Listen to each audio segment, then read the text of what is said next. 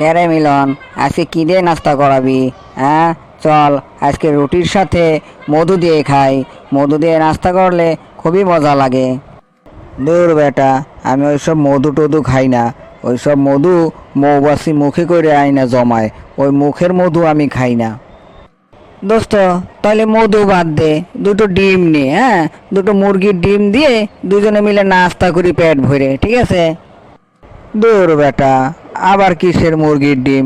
মুরগির ডিম ওই পিছন থেকে দেয়, বুঝছিস? ওই পিছন থেকে যে জিনিস বেরোয় ওই সব জিনিস আমি আবার মুখে নেই না। অন্য কিছু দেখ। ও, এই কথা। তাইলে আর কি করার, তোমার পছন্দ মতোই নাও। তাহলে বন্ধু শুধু ভাজি দিয়েই খাই, বুঝছিস?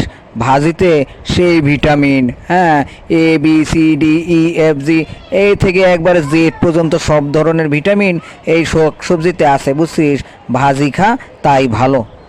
তাহলে তাই নে, অন্তত খাওয়া দাওয়াটা তো হোক।